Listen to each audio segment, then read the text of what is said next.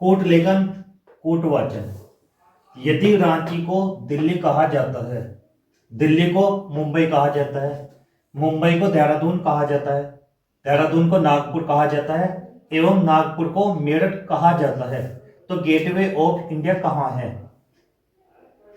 देखो इसको करने का तरीका क्या है। देखो सबसे पहले हम क्या लिखेंगे, रांची को दिल्ली, तो ऐसे लिखेंगे यहां पर जैसे ये बोल रहा है, रांची के सामने दिल्ली,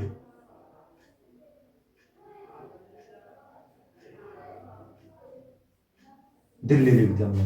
फिर उसके बाद दिल्ली को मुंबई, यहां पर क्या लिखेंगे, दिल्ली को मुंबई,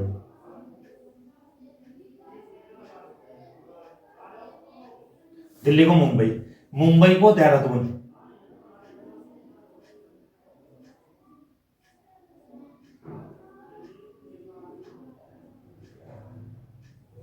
मुंबई को देहरादून, देहरादून को नागपुर,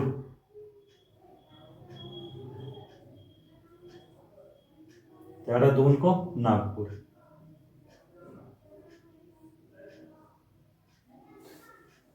नागपुर को मेरठ,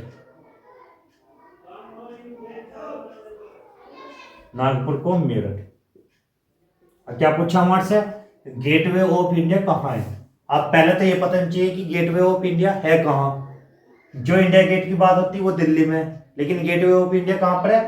मुंबई में। अब मुंबई के सामने देखना है कि कहाँ पर है, देहरादून, तो इसका आंसर क्या हो जाएगा, देहरादून।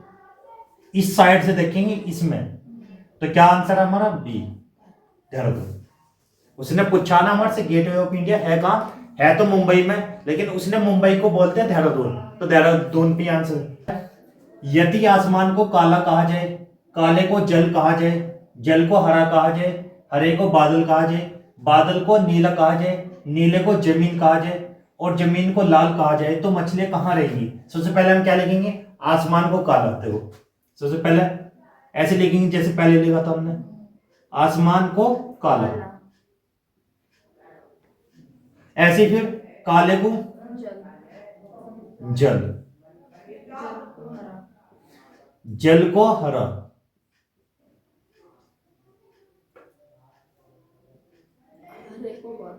और हरे को बादल,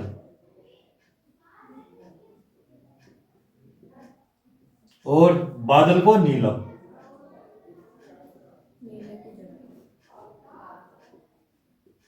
और नीले को जल, नीले को जमीन,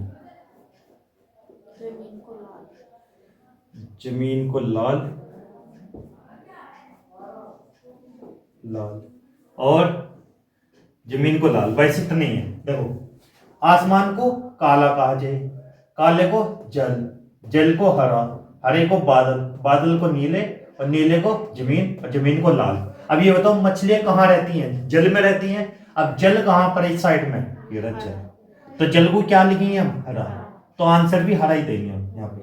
तो ऑप्शन क्या हो जाएगा, दोनों। ठीक है।